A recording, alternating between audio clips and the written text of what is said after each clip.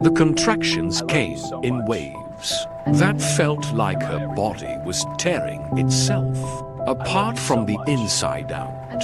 Nessa Gingerbread gripped the hospital bed rails, her knuckles white, her breath coming in short, desperate gasps.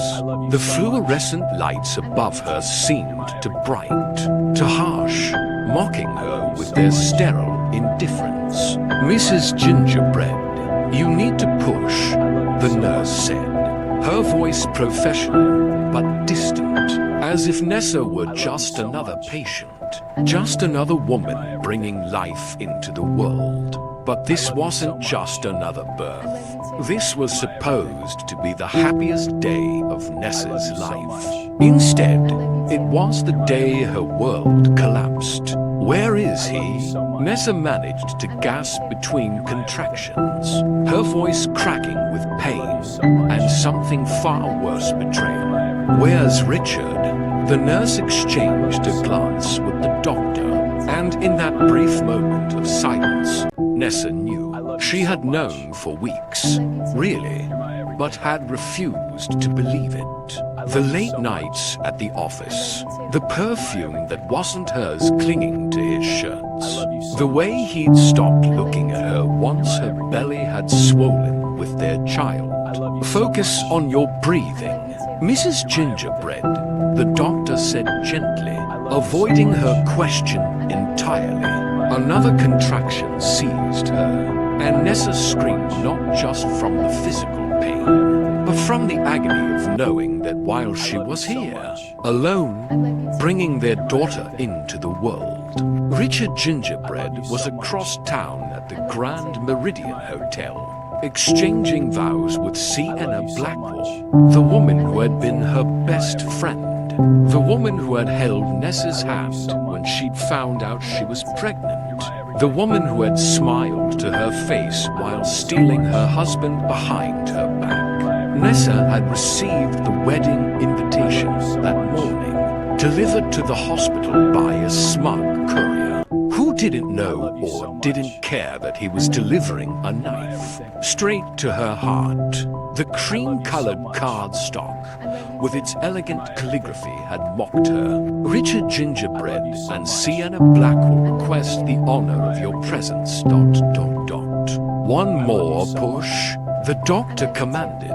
Nessa pushed with everything she had, pouring all her heartbreak, all her rage, all her shattered dreams into that final effort. And then, suddenly, the room filled with the sound of a baby crying. "It's a girl," the nurse announced, wrapping the tiny, squirming bundle in a pink blanket. Tears streamed down Nessa's face as they placed her daughter on her chest. The baby had Richard's dark hair and what looked like Nessa's green eyes. She was perfect, absolutely perfect. "Hello, my love," Nessa whispered, her voice breaking. "I'm your mama, and I promise you right now, that I will never let anyone hurt you the way I've been hurt." The baby's tiny hand curled around Nessa's finger, and in that moment, something shifted inside her. The weakness that had defined her for the past 3 years, the doormat she'd become in her, marriage began to crack and fall away. Richard had made his choice. He'd chosen wealth and social status over the woman who'd loved him when he had nothing. He'd chosen Sienna Blackwell, the heiress to the Blackwell fortune, over Nessa, the girl from the wrong side of town, who'd worked 2 jobs to put herself through community college. But Nessa wasn't that weak girl anymore. She was a mother now, and mothers, she was learning, were made of steel.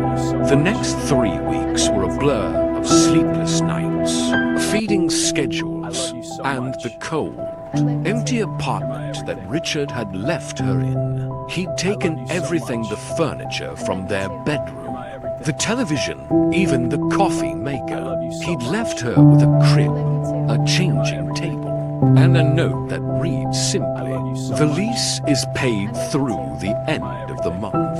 After that, you're on your own." Nessa named her daughter Lily after her grandmother who'd raised her after her parents died. Every time she looked at Lily's face, she saw hope, but she also saw the reality of her situation. She had $847 in her bank account. She had no job. Richard had convinced her to quit her position as a legal secretary when she'd gotten pregnant, promising he'd take care of everything. She had no family except an elderly aunt in Oregon who could barely take care of herself, and she had a newborn who depended on her for everything.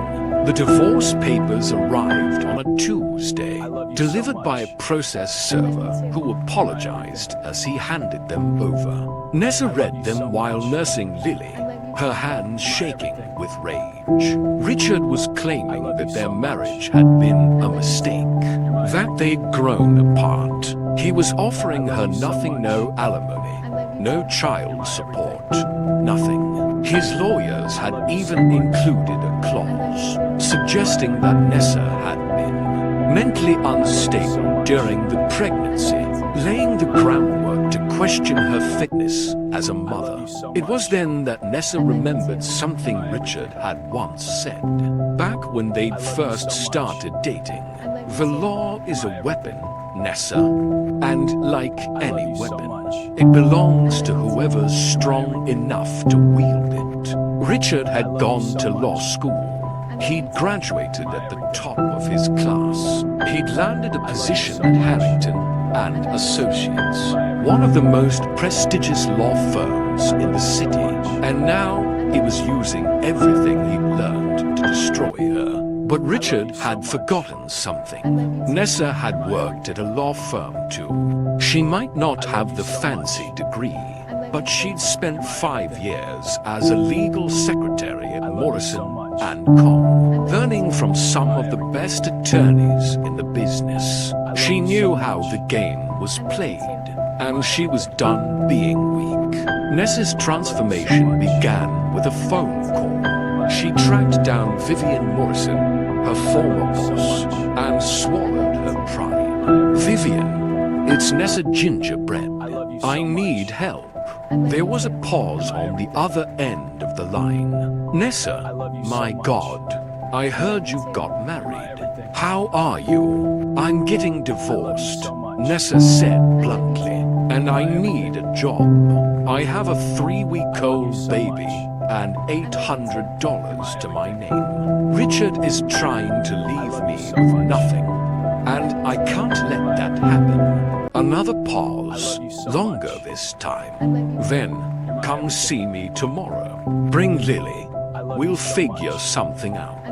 Vivian Morrison was a woman in her 50s, with silver hair she wore in a sharp bob and eyes that could cut through lies like a scalpel. Her law firm specialized in family law, and she built her reputation on defending women who'd been left with nothing by wealthy, powerful men. When Nessa walked into Morrison and Com the next day with Lily strapped to her chest in a carrier, Vivian took one look at her and nodded.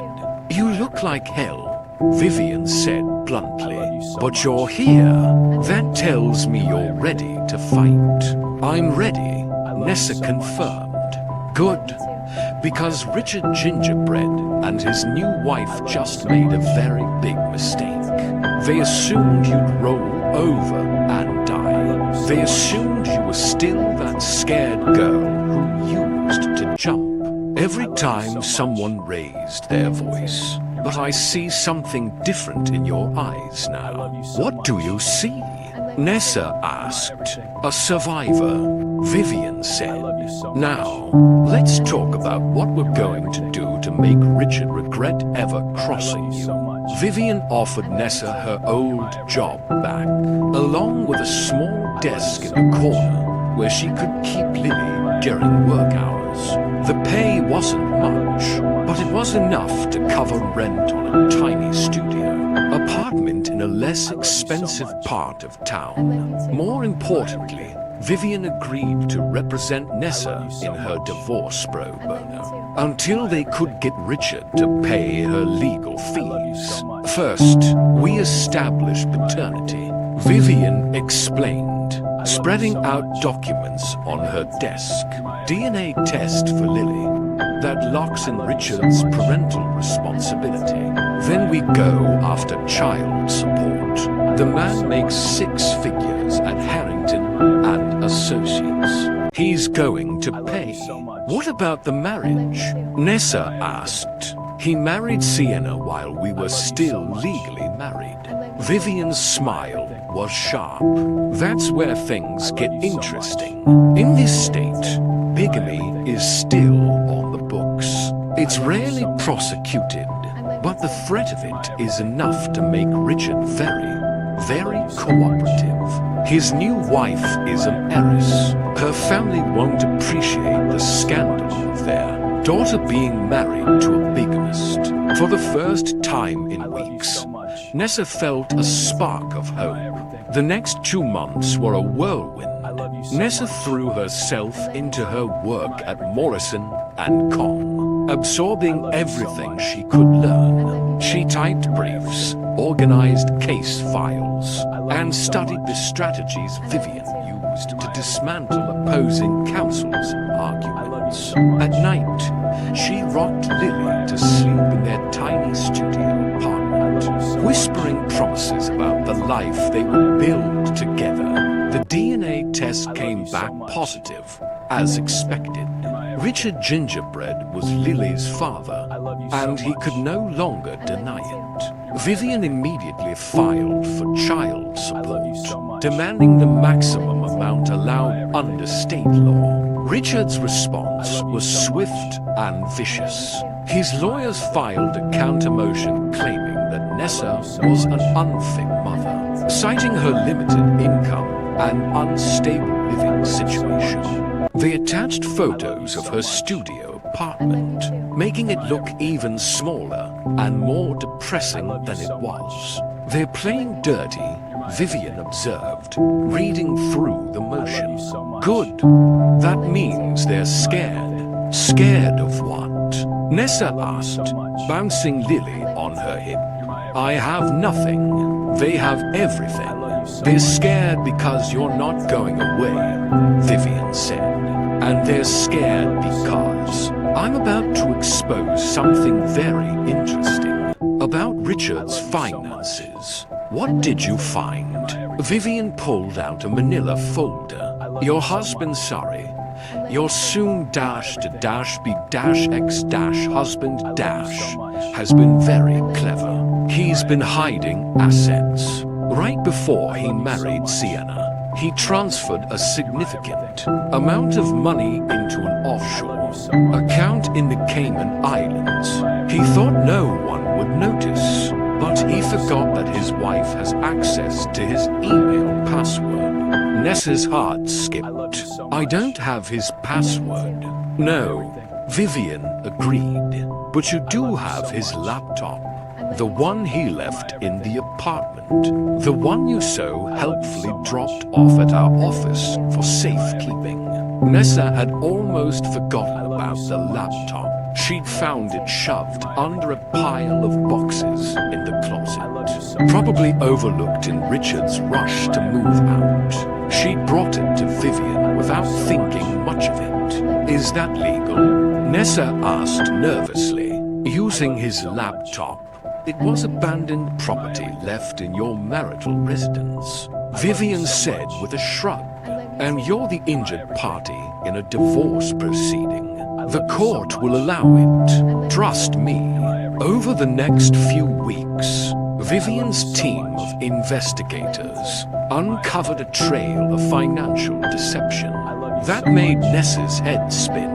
Richard had been siphoning money from their joint account for over a year, building up a nest egg that he'd hidden from her. He'd also been receiving loans from Sienna's family, money that was clearly meant to help. him establish himself before the divorce, giving him the resources to crush Nessa in court. But the most damaging discovery came from an unexpected source: Richard's own arrogance. In his emails, he'd written extensively to Sienna about his plans. He described Nessa as a charity case he married out of pity. He joked about how easy it would be to get rid of her once the baby was born. He'd even outlined his strategy for claiming Nessa was mentally unstable, complete with false allegations about her behavior during the pregnancy. "We've got him," Vivian said, her eyes gleaming. This is textbook fraud, emotional abuse, and conspiracy to commit perjury. When the judge sees these emails, Richard is going to wish he'd been generous in the divorce settlement. The preliminary hearing took place on a crisp autumn morning. Nessa dressed carefully in a navy suit Vivian had loaned her, her hair pulled back in a professional bun. She carried Lily in her arms, the baby dressed in a white onesie that made her look angelic and innocent. Richard arrived with Sienna on his arm. His new wife was everything Nessa wasn't: tall, blonde, elegant, dripping with diamonds. She wore a cream-colored Chanel suit and carried a Birkin bag that probably cost more than Nessa made in a year. But when Sienna looked at Lily, something flickered in her eyes. Guilt, regret. Nessa couldn't tell.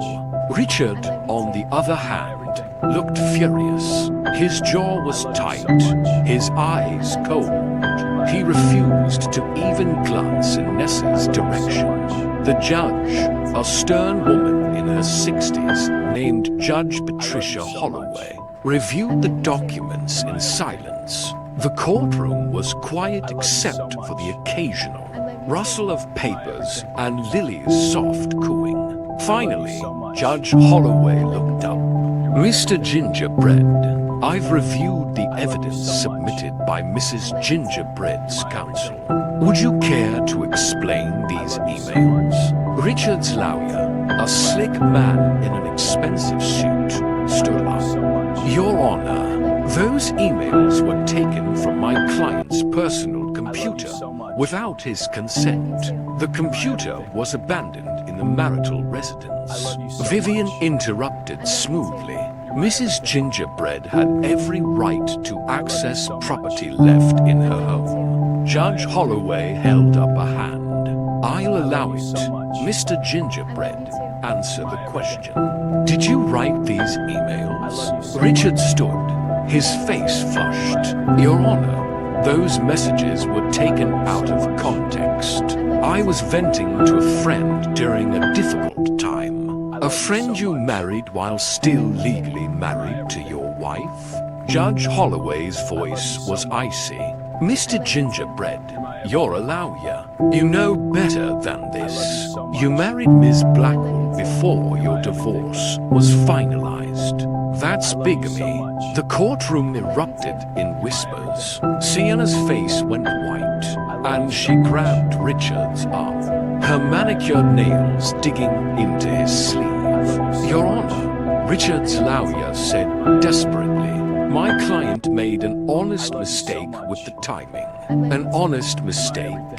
Judge Holloway's eyebrows rose. "Mr. Gingerbread, you systematically hid assets from your wife, abandoned her while she was giving birth to your child, and then tried to paint her as an unfit mother to avoid your financial responsibilities. That's not a mistake. That's calculated cruelty." Nessa felt tears prickling at her eyes. But these weren't tears of sadness. They were tears of vindication. Judge Holloway continued, her voice sharp and uncompromising.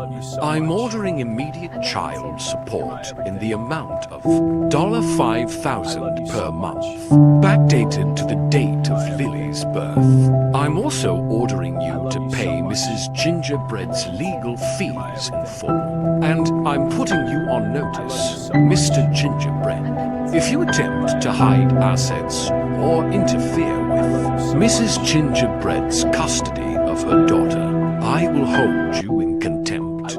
Do I make myself clear? Yes, Your Honor, Richard said through gritted teeth. As they left the courtroom, Sienna pulled away from Richard, her face a mask of horror. You told me the divorce was final, she hissed.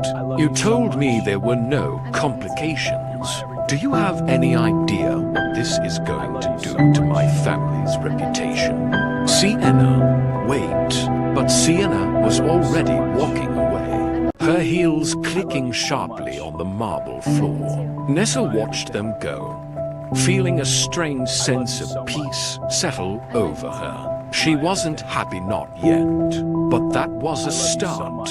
6 months after the court hearing, Nessa's life had changed in ways she never could have imagined.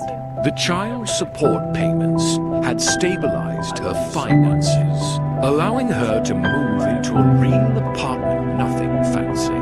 But it had 2 bedrooms, a small kid common, and windows that let in actual sunlight. Lily was thriving, growing stronger and more curious every day.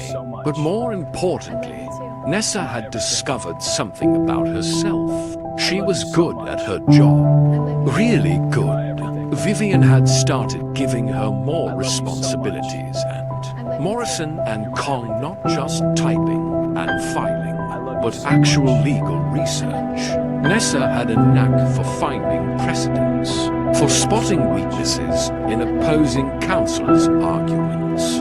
Vivian noticed. Have you ever thought about going to law school? Vivian asked one day, reviewing a brief Nessa had drafted. Nessa laughed.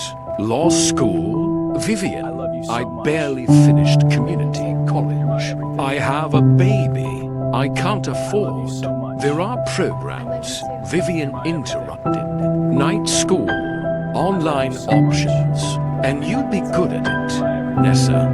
Better than good. You have instincts that can't be taught. The idea planted itself in Nessa's mind and refused to leave. Law school. Her, the girl from the wrong side of town who'd been told her whole life that she wasn't smart enough, wasn't good enough, wasn't anything enough.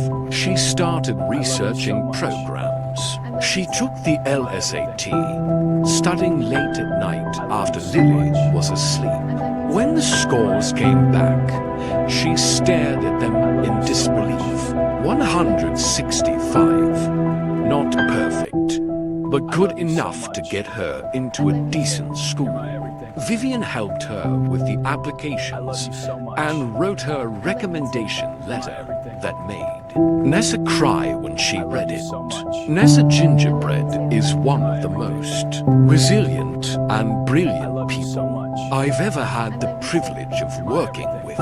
She has faced adversity that would have broken most people, and instead of giving up, she's grown stronger.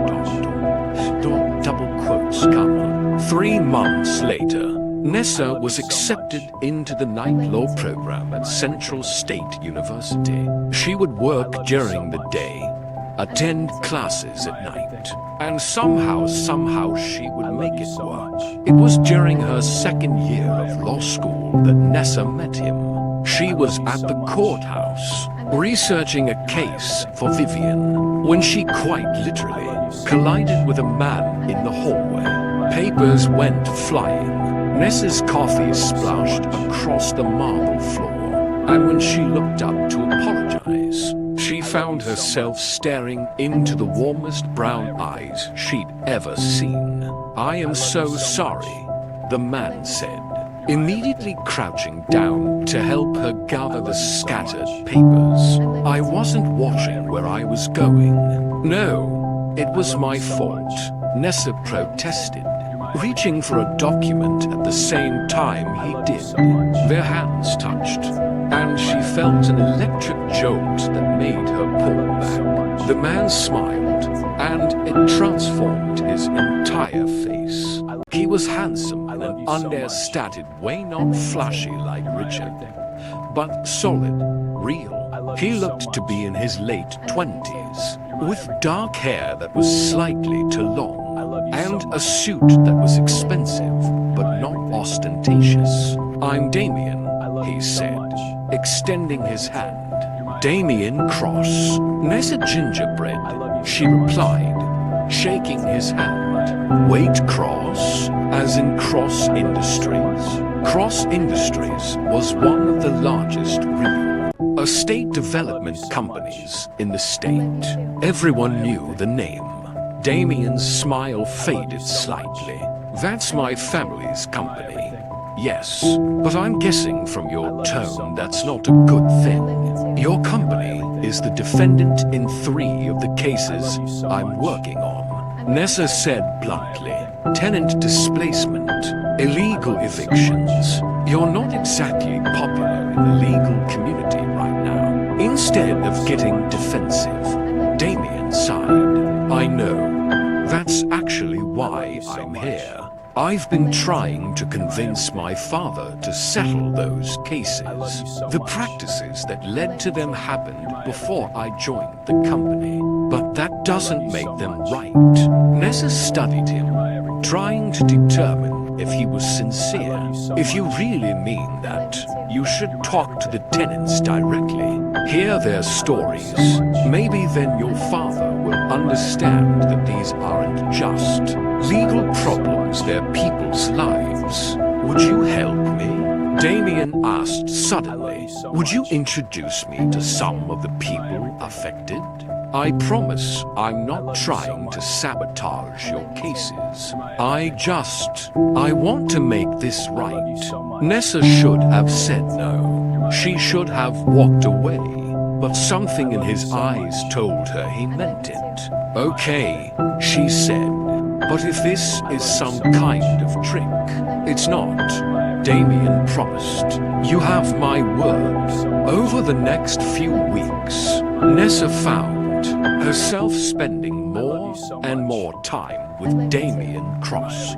She introduced him to the families being displaced by Cross Industries developments. She took him to community meetings where residents pleaded for affordable housing.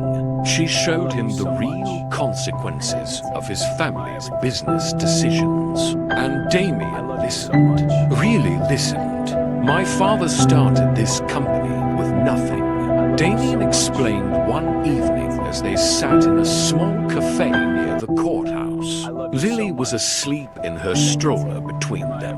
He built it from the ground up, and he's proud of what he's accomplished. But somewhere along the way, he forgot about the people. It became all about profit margins and investor returns. "So change it," Nessa said simply. "You're the heir to Cross Industries. You have power. Use it. It's not that simple." "Yes, it is," Nessa insisted. "It's only complicated if you make it complicated. You know what's right. Do it." Damien looked at her with an expression she couldn't quite read. "You're remarkable," he said softly. "Do you know that?" Nessa felt heat rise in her cheeks. "I'm just a single mom trying to get through law school." "No," Damien said. "You're a woman who was betrayed by someone who should have loved you, who lost everything, and who's rebuilding her life from nothing. You're a woman who's studying law while working full-time and raising a baby. You're not just anything, Nessa." It was the first time in years that someone had really seen her as more than a victim or a charity case. And when Damien reached across the table and took her hand, Nessa didn't pull away. Their relationship developed slowly, carefully. Damien seemed to understand instinctively that Nessa wasn't ready for grand gestures or dramatic declarations. plans. Instead, he showed up. He brought her coffee during late-night study sessions.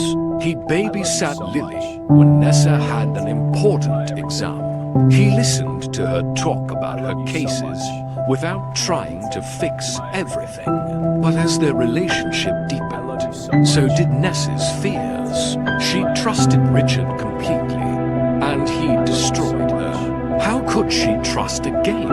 The answer came on a rainy Tuesday evening, 6 months after their first meeting. Damien had invited Nessa to dinner at his apartment, a penthouse overlooking the city that should have intimidated her, but somehow didn't. As she arrived, she found him in the kitchen, attempting to cook pasta and failing miserably. I thought billionaires had personal chefs, she teased, taking over the stove. I sent her home, Damien admitted. I wanted to cook for you myself.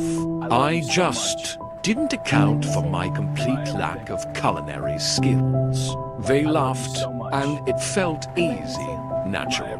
They ate the slightly overcooked pasta on the couch, with Lily playing on a blanket on the floor. It felt like family. After dinner, Damien grew serious. Nessa, there's something I need to tell you. Her heart sank. Here it comes, she thought. The other shoe dropping. I've been working with my lawyers to settle all the displacement cases. Damien continued. Not just settle them, make them right. We're offering full relocation assistance, housing subsidies, and employment opportunities within cross-industries for anyone who wants them. Nessa stared at him. Damien, that's going to cost millions. I know, he said simply, but you were right. It's what's right. And I realized something else. I don't want to run cross-industries the way my father did. I want to build a company that actually helps communities instead of destroying them. And I want you by my side when I do it. What do you mean? Nessa whispered. Damien took her hands in his. I'm not asking you to marry me, not yet. We've both been hurt, and we need time. But I'm asking you to trust me, to let me prove that not all men are like Richard, to let me love you, and Lily the way you both deserve to be loved. Tears streamed down Nessa's face. I'm scared, she admitted. I know, Damien said gently, but I'm not going anywhere. I'll wait as long as it takes for you to feel safe again. And in that moment, Nessa realized something. Love at first sight wasn't about the instant attraction she'd felt when she bumped into Damien in the courthouse hallway. It was about the moment when she looked at him and saw her future. Not a prince rescuing a princess, but a partner, an equal. Someone who respected her strength instead of trying to diminish it. I trust you, she said softly, not because I'm not scared anymore, but because you're worth being scared for. Damien kissed her then, gentle and reverent, and Nessa felt something inside her chest that she thought was broken forever. Hope. The final confrontation with Richard came a year later, in the most unexpected way. Nessa had graduated from law school and passed the bar on her first attempt. She'd accepted a position at Morrison & Kong as a full associate, specializing in family law. Damien had officially taken over Cross Industries and was revolutionizing the company's approach to urban development. And Sienna Black will now Sienna Gingerbread, though she'd kept the name only because the divorce was complicated, was pregnant. Richard had shown up at Morrison & Kong unannounced, demanding to see Nessa. Vivian had tried to turn him away, but Nessa agreed to meet with him in one of the conference rooms. clothes. He looked terrible. His suit was wrinkled. His eyes were bloodshot. The confident, arrogant man she married was gone, replaced by someone who looked haunted. Sienna's leaving me, Richard said without preamble. She's taking the baby and going back to her family. They're cutting me off financially. I'm losing everything. Why are you telling me this? Nessa asked coldly. Because I need help, Richard said desperately. You're a lawyer now. You could represent me. You think I would represent you? Nessa's voice was incredulous. After everything you did to me, after you left me in a hospital bed while you married another woman, I made a mistake, Richard pleaded. I was young and stupid and greedy, but I loved you once. Nessa, you have to remember that. No, Nessa said firmly. You loved the idea of me. You loved having someone who worshipped you, who made you feel important. But the moment I needed you, the moment being with me became inconvenient. You threw me away like garbage. Nessa, please.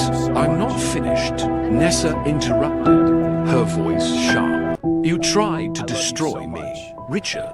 You tried to take my daughter. You called me mentally unstable. You hid assets and lied to the court.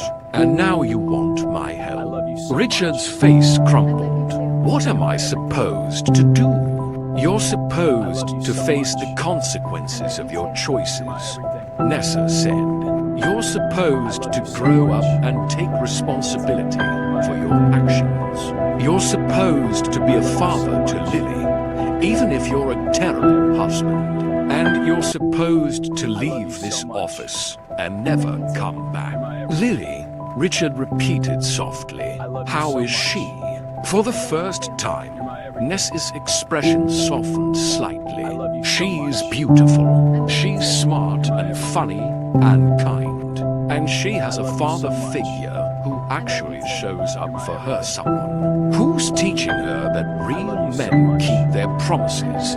Damien Cross. Richard said bitterly, I heard you were with him. The billionaire. Congratulations, Nessa. You traded up. This isn't about money, Nessa said quietly. It never was. Damien treats me like a partner. He respects me. He loves Lily like she's his own.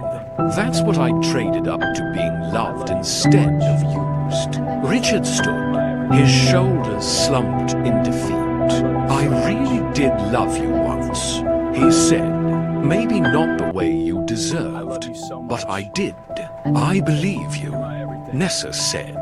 But love without respect is just possession, and I'm nobody's possession anymore. After Richard left, Vivian came into the conference room and found Nessa staring out the window at the city below. You okay? Vivian asked. Yeah, Nessa said, surprised to find it was true. I really am. 3 years later, Nessa stood in front of the mirror in a simple white dress, adjusting the flowers in her hair. Lily, now 4 years old, twirled in her flower girl dress, giggling with pure joy. Mama, you look like a princess, Lily exclaimed. Thank you, baby, Nessa said, kneeling down to kiss her daughter's forehead. But princesses wait for someone to rescue them. I'm just a woman who rescued herself, and then found a prince anyway, Vivian said from the doorway, smiling. Ready? Nessa took a deep breath. Ready? The ceremony was small and intimate, just close friends and family in the garden of Damien's estate. As Nessa walked down the aisle, she saw Damien waiting for her, his eyes filled with tears of joy. Lily skipped ahead, tossing flower petals with abandon, and in the front row, holding a bouquet and smiling through her own tears, was Sienna. After her divorce from Richard, Sienna had reached out to Nessa, apologizing for her role in the betrayal. The friendship was still tentative, still healing, but Nessa had learned that forgiveness wasn't about forgetting. It was about refusing to let the past poison your future. Dearly beloved, the efficient began, but Nessa barely heard the words. She was too focused on Damien, on the life they were about to begin together, on the family they were creating. When it came time for the vows, Damien spoke first. Nessa, you taught me that real strength isn't about power or money. It's about getting up when life knocks you down. It's about loving when you've been hurt. It's about building something beautiful from broken pieces. I promise to be worthy of your trust every single day of our lives together. Nessa's vows were simpler. Damien, you saw me when I was invisible. You believed in me when I didn't believe in myself. You loved my daughter before you loved me. And that's when I knew you were real. I promised to never take your love for granted, and to show you every day what it means to be truly seen. When they kissed, Lily cheered loudly, and the small crowd erupted in applause and laughter. At the reception, as Nessa danced with her husband, she caught sight of her reflection in one of the garden's mirrors. The scared, broken girl who'd given birth alone in a hospital was gone. In her place was a woman who'd survived betrayal, fought for her daughter, put herself through law school, and built a career helping others who'd been where she'd been. She wasn't weak anymore. She never really had been. And as Damien spun her around, with Lily dancing circles around their feet, Nessa realized something. Her story wasn't about finding a billionaire to save her. It was about saving herself and then choosing to share her life with someone who understood that her strength was what made her beautiful. The music played on, the stars came out, and Nessa Gingerbread now. Nessa Cross finally understood what forever really meant. Not a fairy tale, not a rescue, just two people who've been broken in different ways, choosing every day to put the pieces back together, side by side. And that, she thought as Damien pulled her close and whispered, "I love you," against her hair, was better than any fairy tale could ever be. If you enjoyed the story, don't hesitate to like, comment, subscribe, and share. Bye.